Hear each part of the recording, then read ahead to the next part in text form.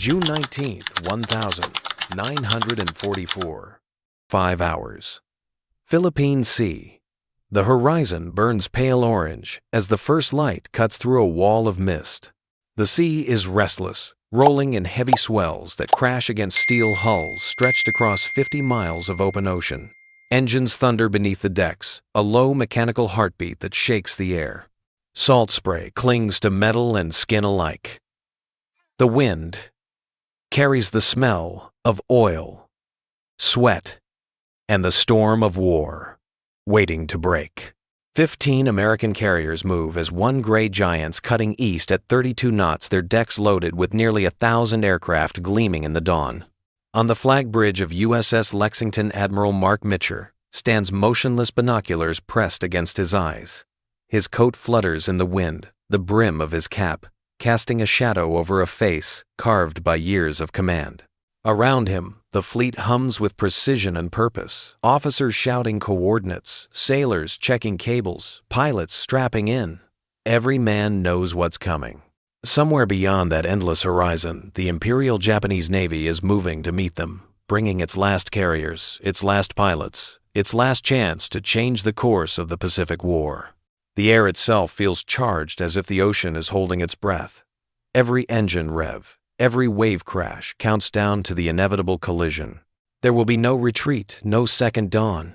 In the next 12 hours, one navy will vanish from the face of the sea. Across the restless Pacific, the calm before the storm stretched only as far as the eye could see. Behind that thin curtain of morning light lay the full weight of America's industrial might, drawn together into one colossal machine of war. Task Force 5815, Essex-class fleet carriers, 8 light carriers, and a screen of battleships, cruisers, and destroyers moved as a single living organism. Each vessel cut through the Philippine Sea in perfect formation, guided by radar discipline and months of rehearsed precision. From the sky, it would have looked like a floating continent, its flight decks bristling with 956 aircraft fighters, bombers, and torpedo planes poised for launch. Beneath every steel deck, thousands of men worked in synchronized rhythm, their lives intertwined with engines, ammunition hoists, and the steady hum of turbines that promised both life and destruction. The Essex-class carriers themselves stood as monuments to an industrial miracle. Each ship displaced over 2,700 tons and stretched nearly 900 feet from bow to stern.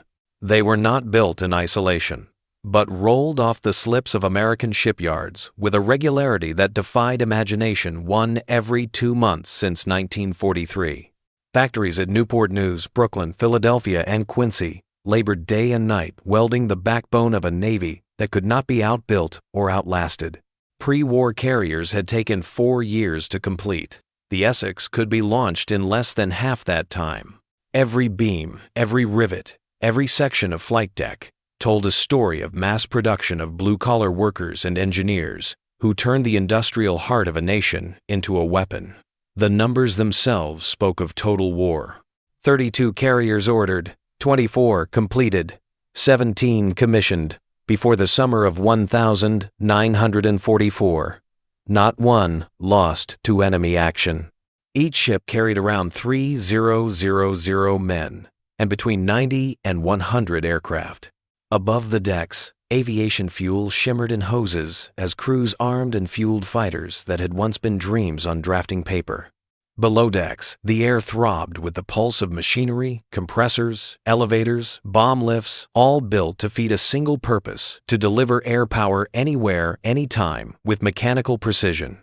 The sailors of Task Force 58 knew their ships were more than steel, they were symbols.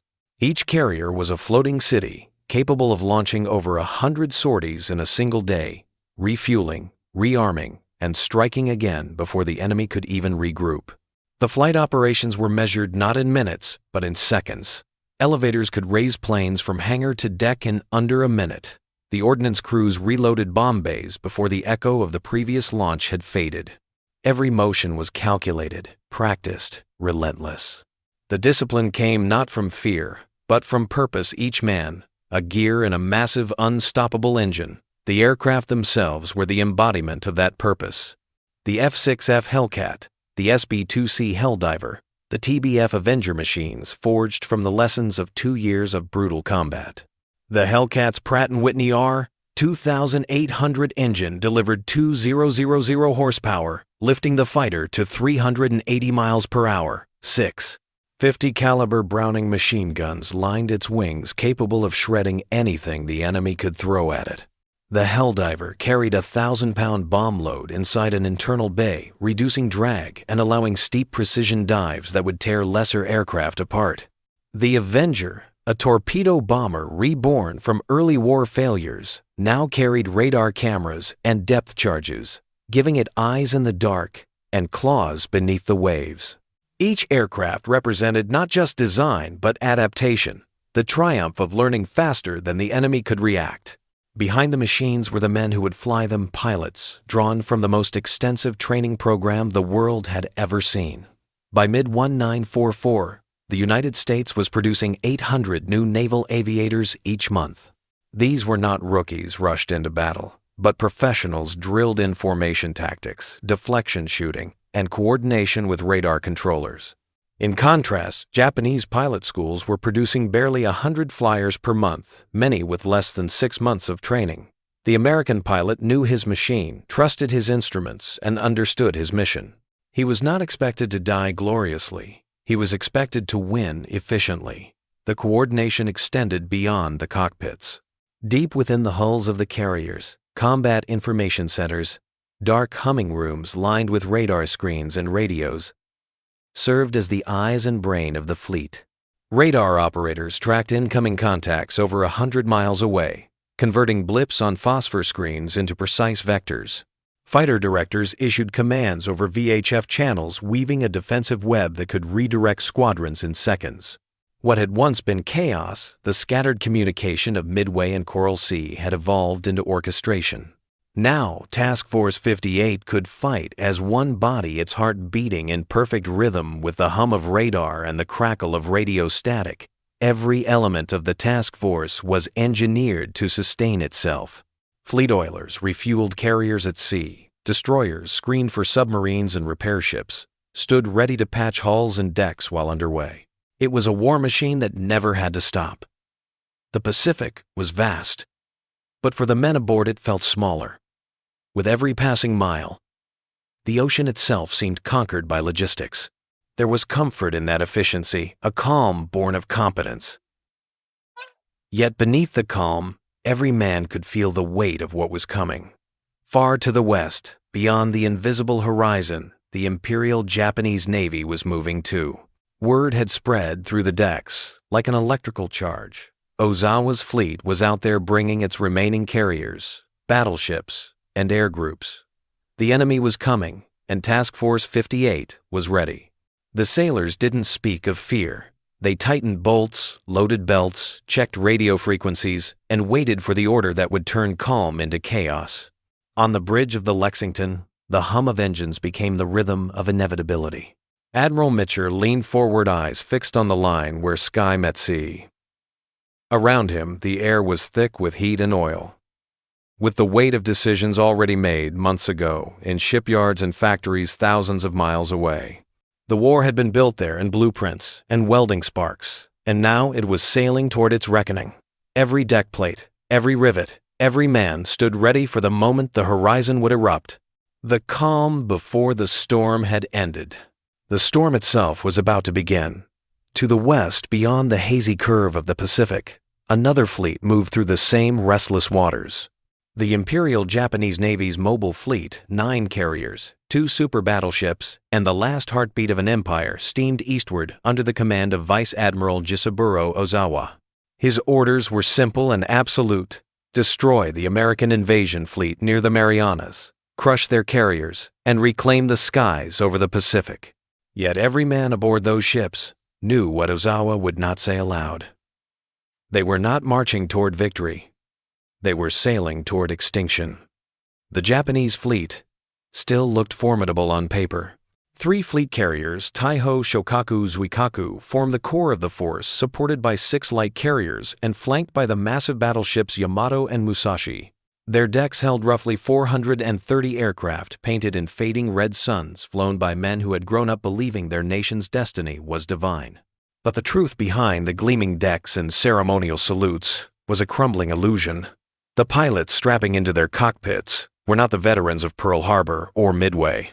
Most were boys barely out of flight school, many with less than 100 flight hours thrust into combat by desperation. The Empire had spent its finest flyers in the Solomon Islands, the Gilberts and Rabaul, and what remained were replacements, trained fast, fueled poorly, and sent to die in machines that could no longer match their enemies. Fuel was the Empire's most silent killer. Every ton of aviation gas was precious, every flight hour rationed. Training flights were cut short, gunnery practice often replaced by classroom lectures on tactics they would never master. By the time these young men reached Ozawa's fleet, they could barely land on a carrier in calm seas. Many had never flown over open ocean. And yet on the morning of June 19th, they were ordered to face an enemy that lived and breathed air warfare, a force that trained, drilled, and refined every maneuver until it became second nature. The difference was not just in the men, but in the machines they flew. The Mitsubishi, a 6M0, once the terror of the Pacific, was now a relic of a vanished era. Its airframe was light, agile, and lethal in 1941, but fragile, underpowered, and suicidal against the heavy armored Hellcats of 1944. The Zero's lack of self-sealing fuel tanks meant that even a single tracer round could turn the fighter into a fireball. Its guns, 2.7, 7mm machine guns, and two 20mm cannons, were devastating against unarmored opponents, but nearly useless against the plated steel of American planes. The newer Yokosuka D-4Y Judy dive bomber was faster but dangerously unstable, prone to explode when hit. The Nakajima B-6N JIL torpedo bomber could barely stay airborne under fire. For every new Japanese aircraft produced, America built 10, and each one came off the line with better engines, stronger armor, and more reliable parts. Ozawa himself understood the scale of the challenge, but he had no choice. The Emperor's navy was dying, and the politicians in Tokyo demanded a miracle. He called his plan Operation A-Go, a final decisive blow that would lure the Americans into range of combined carrier and land-based strikes. The idea was bold, even brilliant on paper. Japanese carriers would attack from the west while aircraft from Guam, Rota, and Tinian struck from the south. Two waves would crush the American task force, forcing their fleet to retreat and buying Japan time to rebuild its strength. But like every desperate plan born in the twilight of empires, it was built on ghosts. The land-based air wings Ozawa depended on had already been annihilated by Task Force 58's preemptive raids the week before. Runways lay shattered, fuel tanks burned dry, and hangars filled with the wreckage of planes that would never fly again. Still, Tokyo demanded battle, and Ozawa, bound by duty, gave it to them. On board the carrier Taiho, the pride of Japan's remaining fleet, the scene was both majestic and tragic. She was Japan's first armored carrier, sleek and powerful, built to rival anything the Americans could field. Yet beneath her steel flight deck, the scent of aviation fuel leaked from storage lines into the hangar spaces, a ticking bomb waiting to ignite. Mechanics worked feverishly in stifling heat, their uniforms soaked with sweat and fumes. The roar of engines on deck blended with shouted orders and the metallic clang of tools. Above them, pilots waited in their cockpits, staring down the flight deck into an ocean they would likely never cross again. The rising sun painted their faces in gold, but their eyes were shadowed with exhaustion and quiet resignation. In Tokyo's war rooms, maps showed neat formations of carriers and arrows of attack. But the reality was chaos. Ozawa's fleet was held together by fragments, borrowed planes, half-trained crews, and ships patched together after earlier battles. The Imperial Navy's intelligence underestimated the enemy's strength, assuming the Americans fielded no more than 8 carriers. In truth, Task Force 58 brought 15. Ozawa thought he was facing a wounded beast. Instead, he was sailing into the maw of a machine built for total war. The imbalance extended beyond ships and pilots. It was a difference of philosophy. Japan still fought with the spirit of Bushido, the belief that courage could overcome steel. that the will to die gloriously outweighed the will to endure. America fought with logistics, with radar, and mathematics with factories that never slept. Where Japanese pilots saw destiny, American commanders saw data. The Pacific War was no longer a duel of warriors, it was a collision between two civilizations, one burning out in its final flare, the other rising with inexhaustible momentum. As the sun climbed higher, Ozawa's ships plowed through heavy seas, their white wakes stretching like scars across the water. Pilots knelt on the decks bowing before the red flag as officers shouted the Emperor's name. They believed, or tried to believe, that victory was still possible. But the radios crackled with silence from Guam. The fuel drums were nearly empty. And in the distance, unseen but inevitable, Task Force 58 waited with radar eyes and loaded guns. It was not yet a battle. It was the tightening of fate the moment before two worlds collided. For the men of the Imperial Navy, this was not merely another operation. It was a ritual, a reckoning, and a farewell.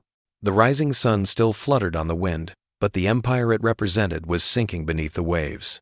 The hunters of Pearl Harbor were now the hunted. The sea they once ruled had turned against them. The storm was already coming, and they were sailing straight into its heart. At dawn on June 19, 1944, the Pacific trembled. The two greatest naval air armadas ever assembled were closing on each other invisible across 100 miles of sky and sea. Inside the dark, humming combat information centers of Task Force 58 radar screens flickered to life, small pulsing blips spreading from the west. The first wave was coming. Operators called out bearings, and range voices sharp and controlled. Bogies, 280 degrees, range 105 miles altitude, 15,000. The order rippled through the fleet. Pilots scrambled from ready rooms, flight crews sprinted across the decks, and engines roared to life. The calm efficiency of preparation gave way to the chaos of action. The storm had arrived. F-6F Hellcats from USS Essex and Lexington leapt into the sky in thundering waves. Each fighter clawed upward into the blinding sun, climbing through layers of humid air until the clouds turned into a battlefield. From above, the formation looked like a living storm, front steel wings glinting against the rising light. Lieutenant Commander Charles Brewer led the first intercept guided by radar vectors that placed him directly in the path of the enemy. Through the haze, dark specks grew larger, Nakajima reconnaissance planes searching for the American carriers. Brewer's division dove from 2,500 feet, sunlight flashing off their canopies.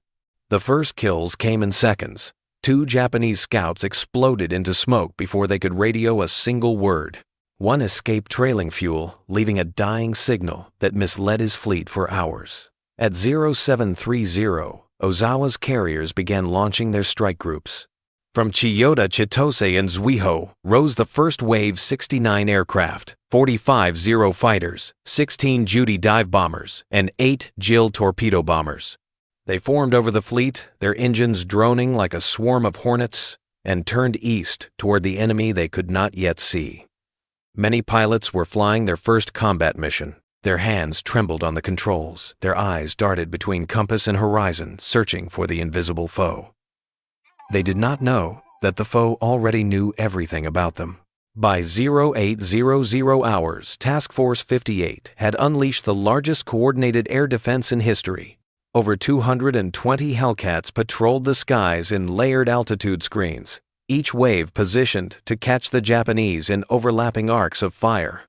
The first engagement began at 0836, 55 miles west of the American fleet.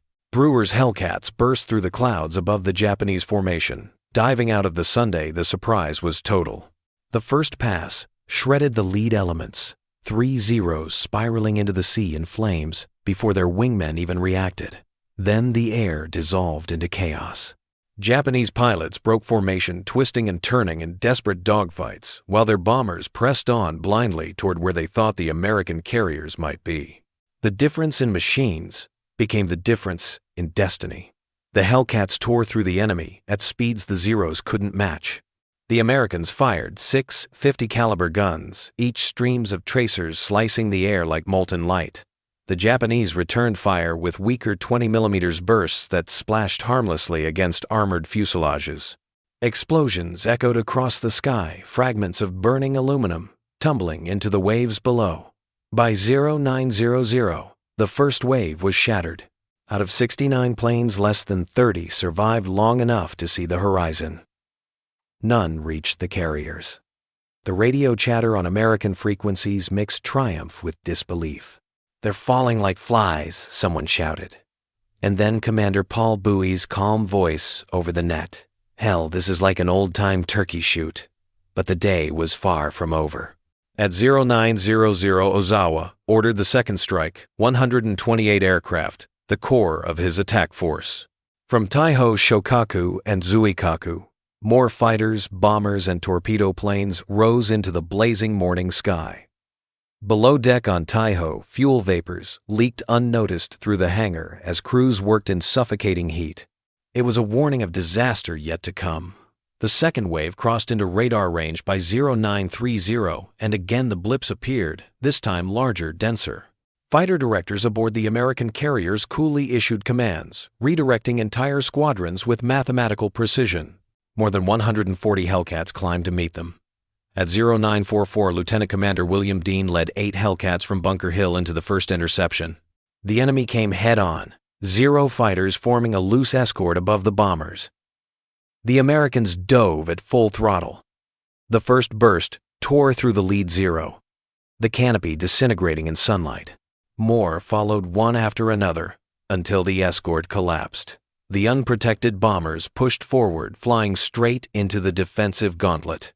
Anti-aircraft fire from the carriers and battleships erupted a symphony of thunder. 5-inch guns belched proximity-fused shells that detonated mid-air, filling the sky with shrapnel. 40mm Bofors and 20mm Oerlikons hammered the low-flying torpedo planes in walls of flame. The sea turned into a graveyard of wreckage. Of the 128 Japanese aircraft that had launched, barely 30 limped back to their carriers. At 1,000, the third Japanese wave rose only 47 planes now scraped together from every surviving unit. Lieutenant Commander David McCampbell led Fighting Squadron 15 into the path of this last coherent attack. The Hellcats fell upon the enemy like hawks on doves. 7 Japanese planes went down in the opening seconds. The rest scattered, burning, crashing, or plunging straight into the ocean. Some tried suicide dives, slamming into the sea in futile rage. By 10:30, the sky was empty again, littered only with smoke trails and falling debris. The fourth and final strike came not from courage, but confusion. At 1,130, Ozawa ordered 82 more aircraft toward Guam, intending them to refuel and strike from land. They never got the chance. As they descended to land 27 Hellcats from cowpens, and Monterey dove on them during the landing pattern. In 10 minutes, 30 Japanese planes were shot out of the sky. The rest crashed into ruined runways or ditched into the sea. Guam, once a fortress, had become a trap. By noon, the air above the Philippine Sea belonged entirely to the Americans. The great Japanese offensive was over before it had ever truly begun. In less than 4 hours of combat, 346 enemy aircraft were destroyed. The U.S. lost 29, most to friendly fire or landing accidents. For every American lost, 12 Japanese fell. The ocean was littered with burning fuel slicks and the fragments of dreams that had once believed they could challenge the industrial colossus from across the sea. Below decks, the reports began to filter in enemy losses, pilot rescues, radar sweeps, showing no more incoming contacts. Admiral Mitcher watched the horizon through his binoculars, his jaw set the wind howling across the flag bridge. The smoke of distant wrecks blurred the line between sea and sky. It was not triumph he felt, but inevitability. The enemy had thrown everything they had, and it was not enough. From bow to stern, the ships of Task Force 58 returned to their steady rhythm. Crews reloaded guns, replaced ammunition, refueled planes. Pilots who had survived dogfights walked silently back across the deck, faces streaked with sweat and oil. The battle was won, but not yet over. Somewhere beyond the horizon, Ozawa's carriers still floated, wounded, fleeing, and hunted. The day was only half done, and the Pacific had not finished taking its toll. By mid-afternoon, the roar of battle had faded, leaving behind a haunting silence that clung to the sea. The sky above the Philippine Sea was streaked with trails of smoke, some still burning, others dissolving slowly into the endless blue. The waters below shimmered with patches of floating debris, the twisted frames of Japanese aircraft, empty life vests, oil slicks, glowing like molten bronze in the dying light. The storm of combat had passed, but its echo still pulsed in the hearts of every man aboard Task Force 58. Engines hummed, guns cooled, and for the first time since dawn, the great machine of war took a breath. Yet even in that breath there was no peace. The fight was not finished. Reports from reconnaissance aircraft began filtering in vague fragmented transmissions from Avengers and Hellcats searching westward. Somewhere beyond the horizon, Ozawa's carriers were retreating, their decks scarred, their hangars empty, their air wings annihilated. It was a fleeting chance, one that might never come again. In the flag plot of the Lexington, Admiral Mark Mitcher stood in the dim glow of radar screens, arms crossed behind his back, listening to the chatter of voices and the rhythmic ticking of the plotting board. His staff debated fuel daylight and orders from Admiral Spruant's orders to hold position and protect the amphibious landings at Saipan. But on every face in that room was the same unspoken question. Do we strike now, or do we let them escape? Mitcher's decision came quietly, almost without ceremony. Launch everything we have, he said. We may never get another chance. The room fell silent, the words sinking in like a trigger being pulled. It was 1,624 hours. Outside the decks of 15 carriers erupted with motion once more. Crews rushed to their stations, the flight directors signaling launch sequences. Pilots jogged toward their planes, helmets under arms, flight suits soaked with sweat and fuel. They had fought all morning, many on their second or third sortie of the day. Their hands still shook from adrenaline, but none hesitated. They knew what this meant. This was the final blow, the strike that would finish what the morning had begun. Engines thundered to life across the fleet. One by one, the Hellcats, Helldivers, and Avengers roared down the decks, disappearing into the orange haze of late afternoon. From above, it looked like a migration of steel wings racing toward the sinking Sunday. 216 aircraft took to the sky, an armada within an armada stretching into the distance like a metallic spear aimed at the heart of the retreating Japanese fleet. The sun was already dropping low, the horizon burning in hues of crimson and gold. Every pilot knew that by the time they returned, it would be dark. Some would not return at all. As the strike force raced westward, the ocean below turned blood red under the falling light. At 1,840 hours, the American planes found their prey. The Japanese carriers were scattered across 20 miles of sea, steaming north in desperate flight. Taiho had already vanished beneath the waves, destroyed hours earlier by an internal explosion from a single torpedo hit. Now Hiozuikaku and Junyo struggled to escape, trailed by the black smoke of their own damage. The first American dive bombers arrived high above their silhouettes, cutting against the burning sky. Bomb bay doors opened. The Helldivers rolled into their dives like falcons falling from heaven. The sound of their descent, a screaming metallic howl, cut through the air seconds before the first bomb struck. Explosions erupted across the Japanese formation. One bomb tore through Hio's flight deck and detonated deep inside her hangar, igniting stored fuel. A pillar of flame roared skyward as the carrier buckled her crew, scrambling for the rails. On Zuikaku, anti-aircraft gunners fired blindly into the smoke, their tracers vanishing into the dusk. Avenger torpedo bombers skimmed the waves, releasing their payloads with deadly precision. One torpedo struck Junyo amidships, tearing open her side and sending her listing hard to port. The sea boiled with wreckage, fire, and men. From above, it was both magnificent and terrible, a ballet of destruction performed in the fading light of day. When the last American planes turned for home, the ocean behind them was an inferno. The sun had vanished below the horizon, and the only light left came from burning ships and tracer fire. Over the radios came terse, exhausted voices, calls for navigation assistance, fuel reports, and the occasional prayer. Low on gas. Can't make it back, one pilot transmitted. Tell them we hit them good. It was 1,900 hours, and the strike force was still 250 miles from the task force. Darkness fell fast. Back aboard the Lexington, Mitcher stood on the open bridge, the wind whipping through his jacket.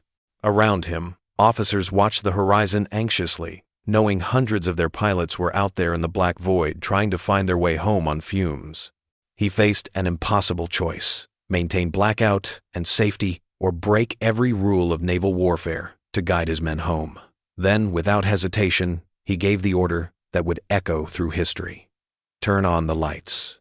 Instantly, the fleet came alive. Deck lights blazed. Searchlights swept the sky. Even the destroyers illuminated their signals, glowing like a constellation across the dark sea. Every ship became a beacon in the night, a lighthouse for men lost between life and death.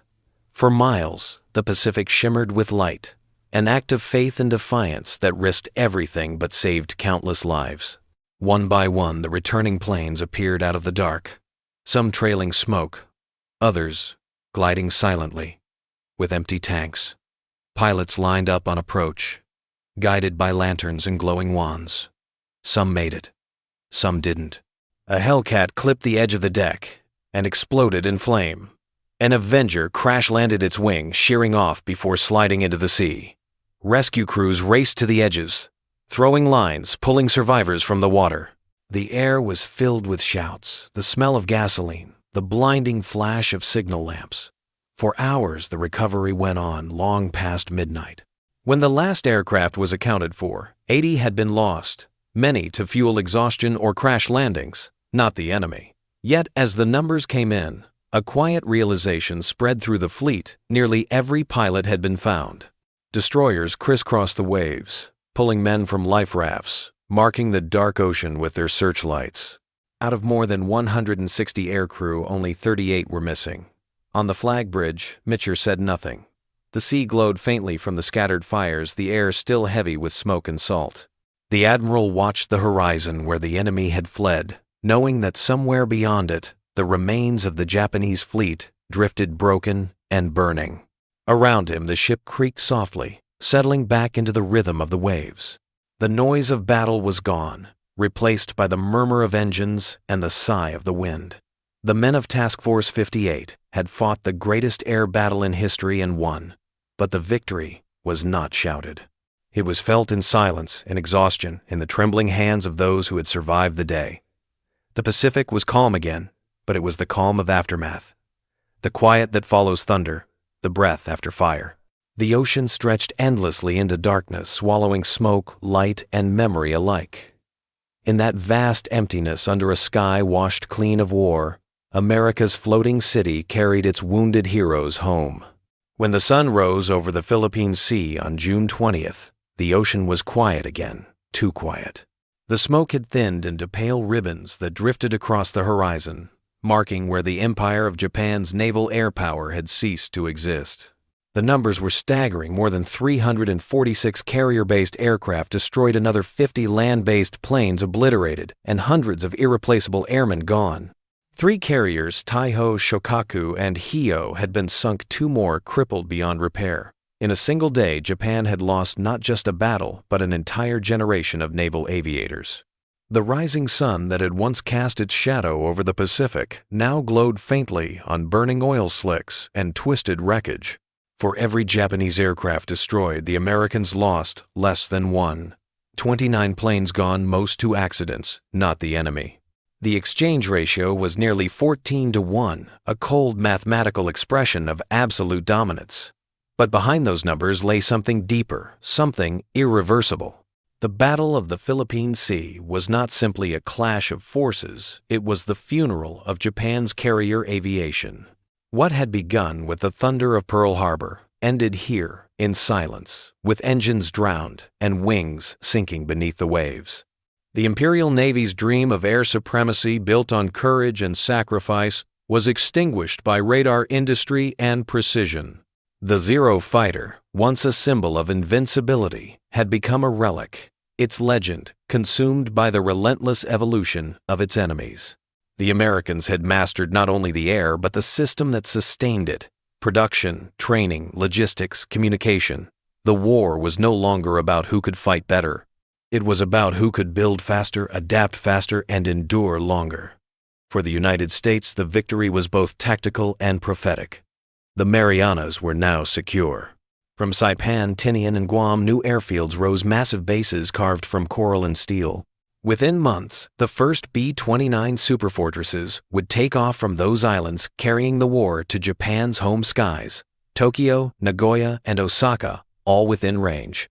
The Great Marianas Turkey Shoot, as the pilots called it, was more than a massacre. It was the doorway to the final phase of the Pacific War.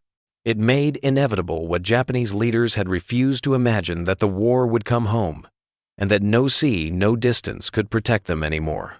The psychological toll on Japan was catastrophic. For years, its navy had been its pride, the symbol of modern power, of destiny, fulfilled through steel and discipline. The loss shattered that illusion.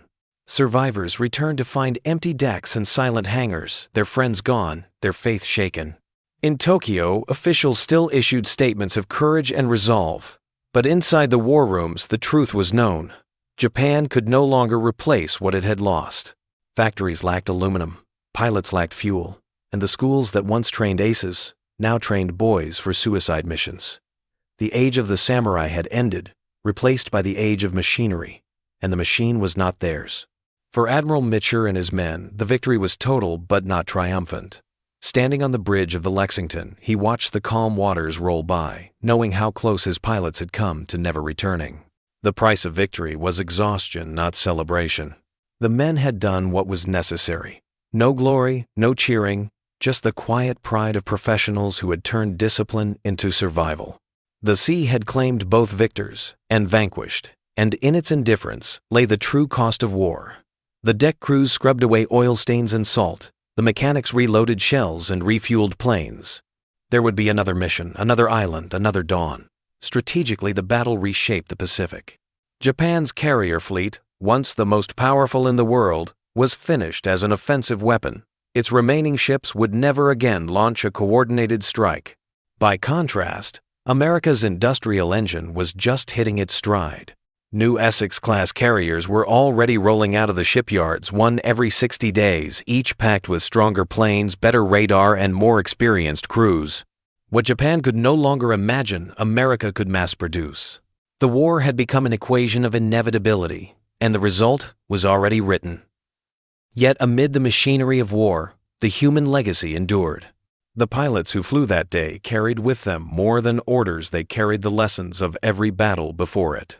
The panic of Midway, the chaos of the Coral Sea, the desperate improvisation of Guadalcanal, all refined into a system of control, coordination, and calm execution. What had once been guesswork was now science. The radar operators, the fighter directors, the deck crews, the ordnance handlers, each man had become a part of something larger, something unbreakable. That was America's real weapon, the synchronization of minds and machines into a single, unstoppable force. The Battle of the Philippine Sea also left behind a technological legacy that would shape warfare for generations. Radar proximity fuses and centralized air coordination proved that information, not just firepower, won battles. The concept of the Combat Information Center, born in the dim-lit rooms of carriers like the Enterprise and Lexington, would become the blueprint for modern command systems. The battle also validated the doctrine of massed carrier groups, a principle that would define naval strategy from the Cold War to the 21st century. In the skies over the Philippine Sea, the future of naval warfare had already taken shape. Speed, range, precision, and the seamless union of human decision and technological power. For the men who fought it, though, the legacy was more personal. They remembered not the statistics or the strategic shifts, but the faces, the sounds, the roar of engines, the flash of tracer fire, the momentary silence when a wingman didn't answer the call. They carried those memories home, etched deep in the quiet corners of their minds. Many never spoke of them again. Victory, they knew, was built on ghosts. As Task Force 58 steamed northward, the sea rolled back into calm indifference.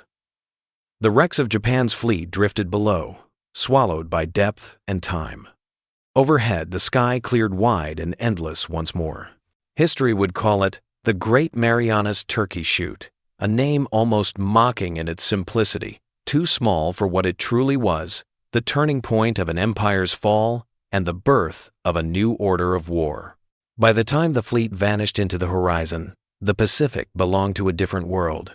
The balance of power had shifted forever, carried on the wings of the Hellcats that ruled the skies. The battle had ended, but its echoes would shape every war to come.